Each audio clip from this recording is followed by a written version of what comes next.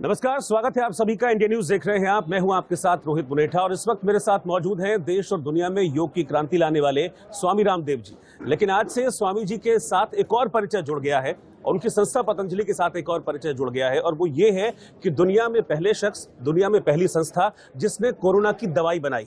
स्वामी जी, स्वागत है आपका इंडिया न्यूज में बहुत बहुत। सबसे पहले तो आप जन कल्याण में लगातार लगे रहते हैं और अपनी पतंजलि के जरिए भी आप लगातार जन कल्याण में लगे रहते हैं, लेकिन वो पतंजलि जब एक ऐसी दवा लेकर आती है जो दुनिया में कोई खोज नहीं पाता, सारे साइंटिस्ट, सारी रिसर्चेज होती हैं, लेकिन नंबर 1 पतंजलि साबित होती है।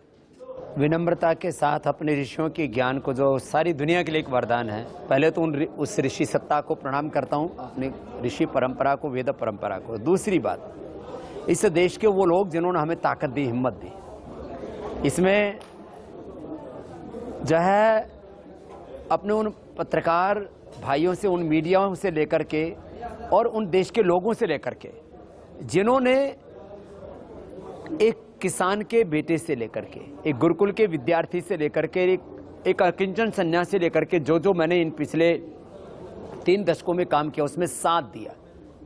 देखो रोहित भाई, ये रिसर्च जो आज हम पूरा जो डेटा पब्लिश हुआ है इंटरनेशनल जर्नल्स में, जो हमने गवर्नमेंट को सबमिट किया, जिसके कारण से पहले हमको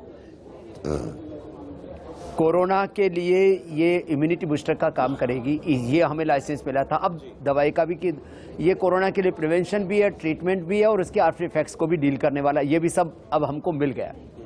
बात यहाँ तक नहीं है, बात ये है रोहित भाई कि अब पूरी दुनिया भारत की तरफ और आयुर्वेद की तरफ देख रही है।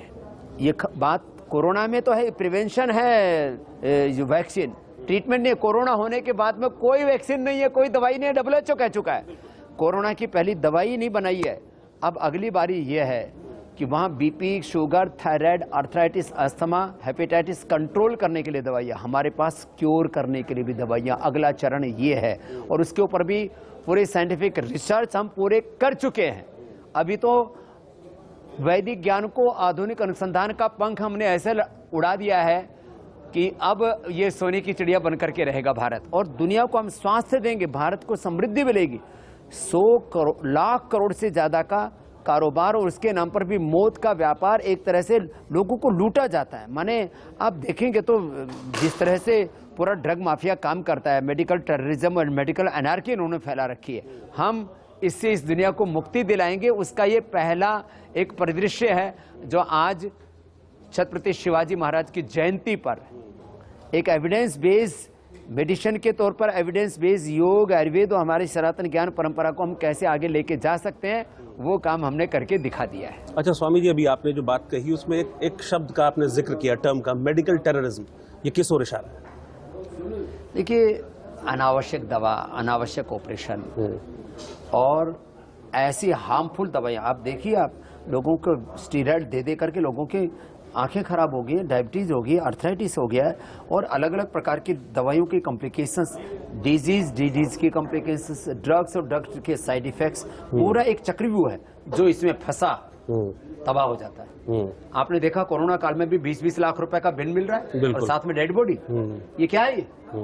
कोरोना की कोई दवाई नहीं है और बिल किसका बन रहा है? फिर ये 5 लाख, 10 लाख, 15, 20 लाख का बिल किस चीज का बन रहा है? ये है मेडिकल टेररिज्म, ये है मेडिकल अनार्की, ये है ड्रग माफियाओं का काम। उनको पतंजलि कभी पसंद नहीं है। उनको स्वामी रामदेव को देखते ही पेट में दर्द हो जाता है। वैसे उनके लिए लिवोग्रिट और लिवामृत हमने बना दी है। किसी को फैटी लिवर हो, किसी को लिवर सिरोसिस हो, किसी को हेपेटाइटिस हो, उसको भी हम ठीक कर देंगे। लेकिन मैंने कहा ना, जिनको अपनी निजता से नफरत है, एक फितरत है कि उनको हर बात का विरोध करना है, अब उनको क्या कहेंगे? लेकिन हमने अपना काम किया है, कर रहे हैं और करते रहेंगे। और अभी तो WHO की जो गवर्निंग कमेटी है उसके चेयरमैन ही हमारे हर्षवर्धन साहब। मेरा तो सपना है आने वाले 30 सालों में WHO का हेड ऑफिस हिंदुस्तान में बनना चाहिए और भारत वर्ल्ड की इस पूरे हेल्थ को लीड करना चाहिए भारत को। और इसके लिए मैंने कहा कि ये कोरोनिल तो एक शुरुआत है। इसके लिए डेंगुनिल, पीड़ानिल, लिवोग्रिट, लिवामृत, सिस्टोग्रिट,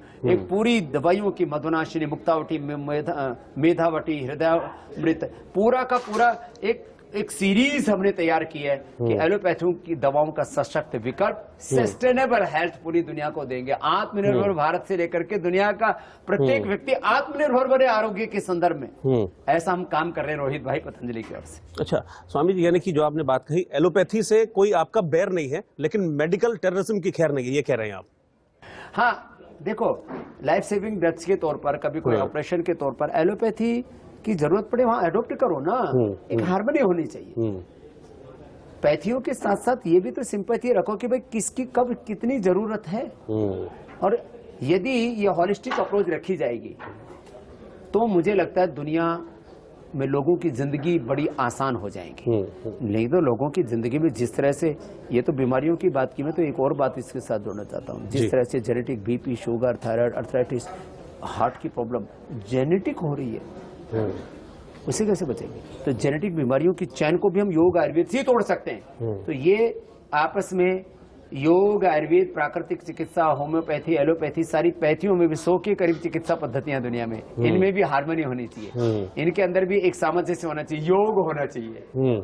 बिल्कुल, बहुत अच्छी बात। अच्छा स्वामी जी, एक चीज और, मैं कोरोनिल के बारे में आपसे और थोड़ी जानकारी चाहता हूँ, क्योंकि देखिए वैसे तो वैक्सीन भी आई है, लेकिन जैसा कि आपने कहा कि वैक्सीन दी जा रही है, लेकिन अगर किसी को कोरोना हो जाए तो वैक्सीन उसमें नहीं बचा सकती है। लेकिन अगर किसी को कोरोना है तो क्या ये कोरोनिल उसके लिए दवा है?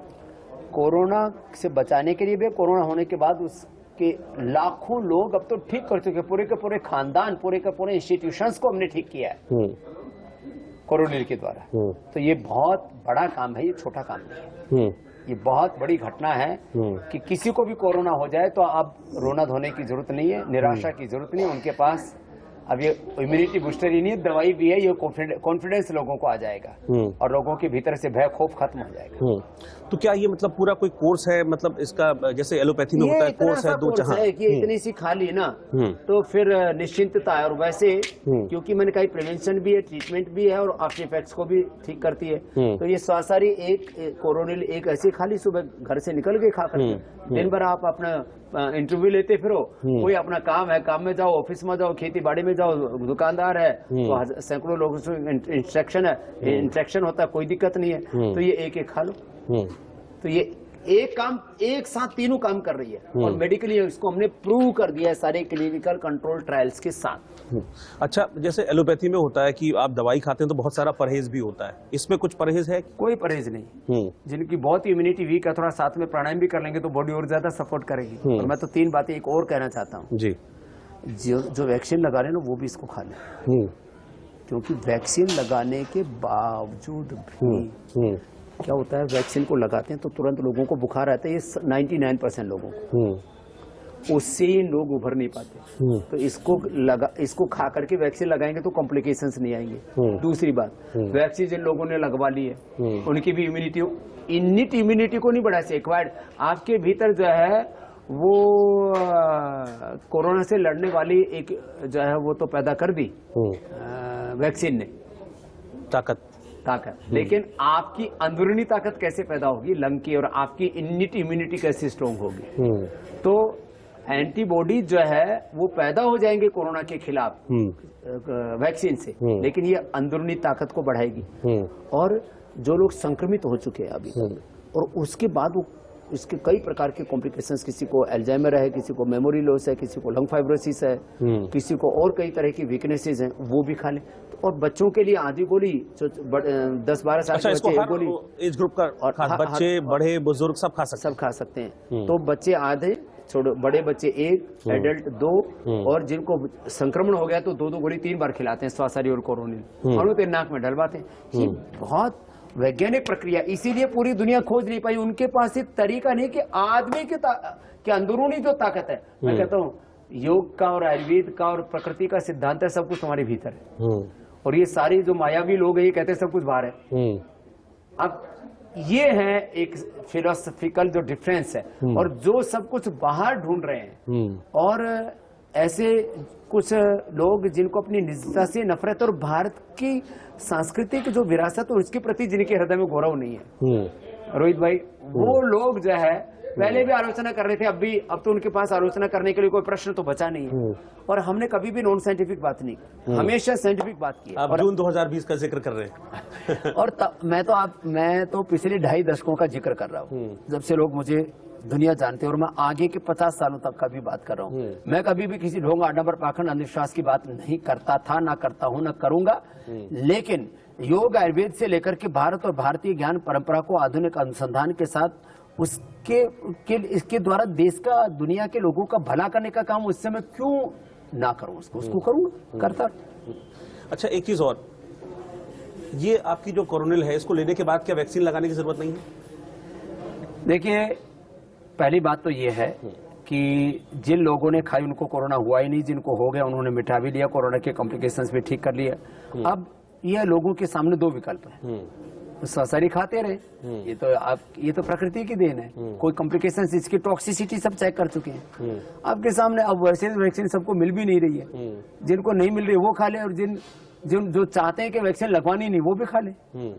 और कोई लगवाना भी चाहे तो मैं वैक्सीन का विरोध भी नहीं करूंगा, क्योंकि मैंने तो अपना सूची में नाम 10वें नंबर पे लिखवाया हुआ है। स्वामी रामदेव लगवाएंगे वैक्सीन? मैंने कहा कि जब सबको लग जाएगी हिंदुस्तान में तो अंतिम व्यक्ति स्वामी रामदेव हूँ। अच्छा स्वामी जी, ये हाल फिलहाल में देखने को मिला, एक बहुत बड़ी समस्या भी है जिसको आप भी वक्त वक्त पर उठाते रहते हैं कि जो एक एलोपैथी के जरिए ट्रीटमेंट है, मेडिकल ट्रीटमेंट है, इतना महंगा होता जा रहा है कि आम आदमी की जेब से तो बाहर हो चुका है। तो ऐसे में आपकी ये कोरोनिल है, ये जो बाकी आपके प्रोडक्ट्स हैं, ये किस तरीके से लोगों की हेल्प करेंगे?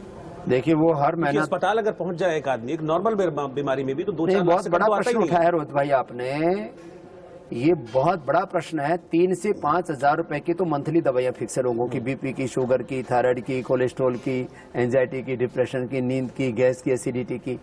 जिसको जो एक बार बीमारियों के चंगुल में फंस गया वो गया, फिर इसके बाद डॉक्टर की फीस अलग, फिर कभी हॉस्पिटल में चला गया फीस अलग, फिर जो है मेडिकल जांचों के नाम पर अल्ट्रासाउंड और एक्सरे से बात शुरू करके सीटी स्कैन, एमआरआई और एंजियोग्राफी तक, बायोप्सी तक बात जाती है। मैं टेस्टों का विरोधी नहीं हूँ, लेकिन गैर जरूरी दवा, गैर जरूरी टेस्ट, गैर जरूरी ऑपरेशन, यही मेडिकल टेररिज्म है, यही मेडिकल अनार्की है, यही ड्रग माफियाओं का धंधा है और बहुत गंदा है। ये उपचार के नाम पर अत्याचार है, क्रूरता है, एक तरह से मौत का कारोबार है। मैं इससे देश के लोगों को निकाल रहा हूँ, निकाल के ही रुकूंगा। वक्त चाहे जितना लगे। शक्ति है कि इन सबको ओवरकम कर जाएगा, हर बीमारी का इलाज, हर चीज का इलाज। उनसे भी ज्यादा इफेक्टिव विकल्प हमने दे दिया, ये है बड़ी बात। ठीक है स्वामी जी, चूंकि आप एक प्रखर वक्ता भी और देश के जो अलग अलग मुद्दे हैं उस पर भी आप अपनी राय रखते रहते हैं, बिल्कुल बहुत जो कहते हैं ना ईमानदार राय आप रखते हैं। तो देश में इस वक्त कई सारी चीजें चल रही, मैं चाहूंगा एक छोटा सा रिएक्शन, हम बातचीत उस पर भी करें, हम कोरोनिल पर भी बातचीत करेंगे। मैं किसान आंदोलन की बात करूंगा, क्योंकि आपने अभी भी जिक्र किया जब हम बातचीत की शुरुआत कर रहे थे कि आप खुद एक किसान पुत्र हैं। तो अभी जो स्थिति इस वक्त सिचुएशन है किसान आंदोलन की, न एक पक्ष झुकने को तैयार, कोई भी पक्ष मतलब झुकने को तैयार नहीं। हालांकि सरकार ने अपनी तरफ से कुछ प्रस्ताव दिए और कहा कि इससे बेहतर हम नहीं कर सकते, लेकिन फिर भी एक सुलह समझौता ये बनता हुआ नजर नहीं आ रहा है। तो ऐसे में आपको क्या लगता है, क्या स्वामी रामदेव एक विकल्प देंगे कि कम से कम इतने दिनों से जो किसान है, लगभग 3 महीना हो गया है, वो वापस घर लौटे और सब ठीक हो व्यवस्था? ये बहुत बड़ा दुर्भाग्य है कि देश का अन्नदाता सड़कों पर है, सरकार से संवाद भी हो रहा है तो समाधान नहीं निकल करके आ रहा है। सरकार भी किसानों का भला चाहती है कि वो भी कहते हैं कि हम एग्रीकल्चर रिफॉर्म करके कृषि को किस दिशा में लेके जाना, ये तय करना चाहते हैं। किसान कहते हैं कि भाई इसके अंदर ये चीजें होनी चाहिए, तो सारे संशोधन भी सरकार ने मान लिए। यहाँ तक कह दिया कि भाई 1.5-2 साल आप इसको, हम बिल को डिले कर देते हैं, आप जो भी संशोधन चाहो उसके बाद देख लेंगे। तो ये गतिरोध आ कहाँ रहा है, वही मैं जानना चाह रहा हूँ। इशारा किस हो रहा है आपका? तो मैं, जो भी लोग आंदोलन कर रहे हैं, मैं ऐसा भी नहीं कहता कि उसमें किसान नहीं है, किसान भी है, लेकिन किसानों के साथ कुछ दूसरे भी लोग हैं, आंदोलनजीवी, अब उनको कोई भी नाम दे दें, कुछ दूसरे भी लोग हैं जो इसको सिरे नहीं चढ़ने देना चाहते। उनको मोदी को गाली देने के लिए, भारत को गाली देने के लिए एक मंच बनाना है, और वो इसमें अड़ंगा डाल रहे हैं। इसलिए मैं खुद एक किसान पुत्र होने के साथ साथ, किसान का दर्द जानने वाले के साथ साथ, मैं ये भी मानता हूं कि सरकार से जो भी संशोधन चाहिए, उन सारे संशोधनों को जब सरकार करने के लिए तैयार है, तो जो बीच में कुछ बिचौलिए हैं, कुछ पॉलिटिकल इसमें हेडल्स हैं, उनको हटा करके, जिनको क्या क्या नाम दिए गए हैं, वो किसानों के लिए नाम नहीं दिए मोदी जी ने भी, वो जिन लोगों के लिए दिए गए हैं, कौन आंदोलन जीवी हैं, कौन परजीवी हैं, कौन धरना जीवी हैं, वो एक अलग जमात है पूरी। तो उससे बाहर निकल करके दो कदम दोनों को आगे बढ़ना चाहिए और संवाद से समाधान निकलना चाहिए। इसी में किसान और हिंदुस्तान का भला मैं देखता हूँ।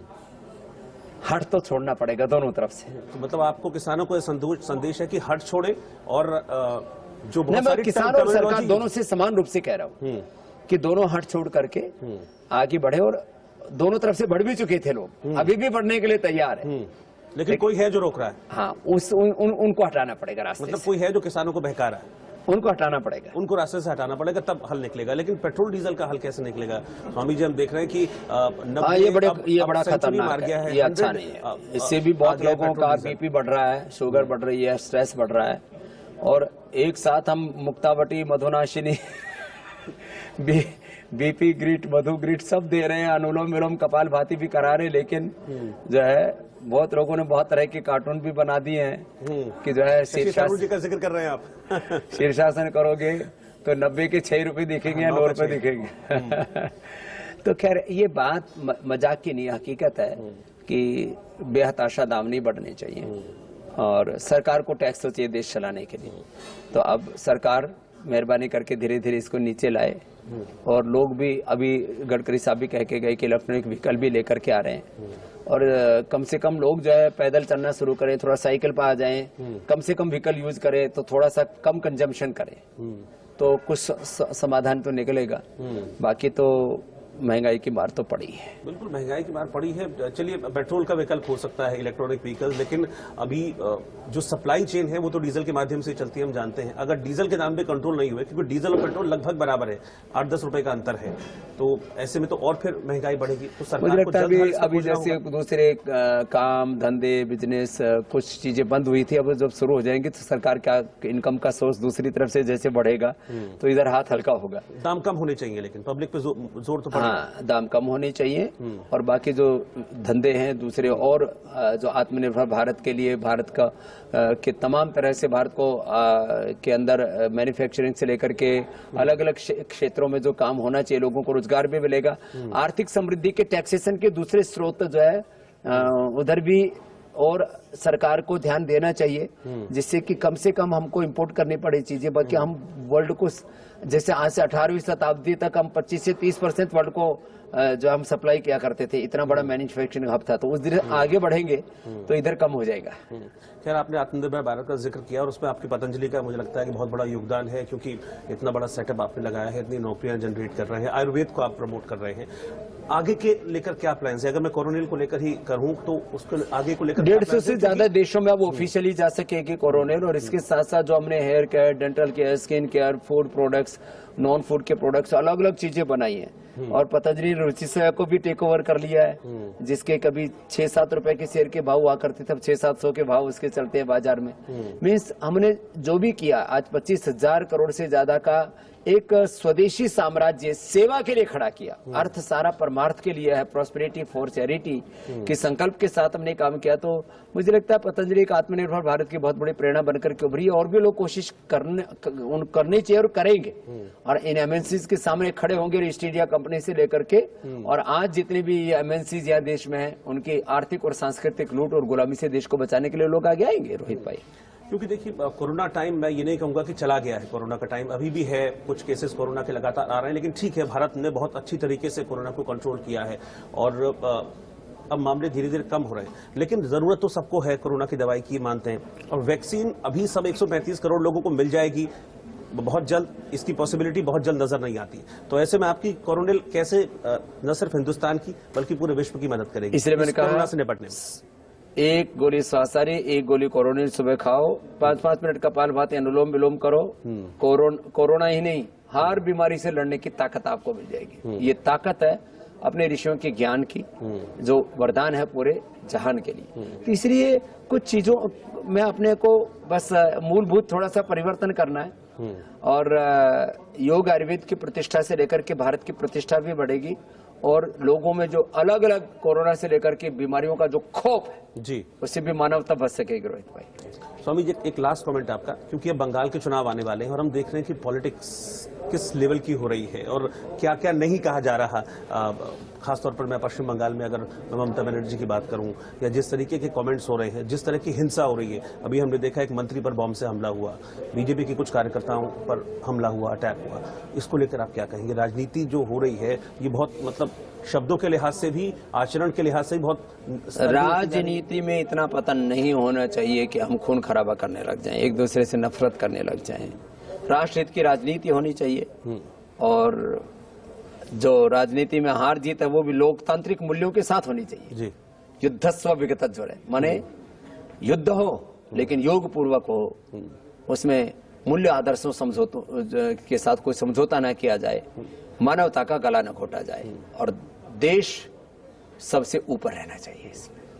ठीक है स्वामी जी, आपने वक्त दिया, बहुत बहुत शुक्रिया आपको, बहुत बहुत बहुत शुभकामनाएं कि आपने ये कोरोनिल लॉन्च की और उम्मीद करते हैं कि न सिर्फ देश का बल्कि दुनिया में भी जो लोग हैं उनका भला। अब अगले महीने और बहुत बड़े न्यूट्रास्यूटिकल लॉन्च करने वाला हूँ, 50,000 करोड़ की करीब लूट कर रहे हैं जी, हर उससे भी देश को बचाने वाला हूँ। ठीक है, हमारी शुभकामनाएं स्वामी। Thank you. नमस्ते। नमस्कार।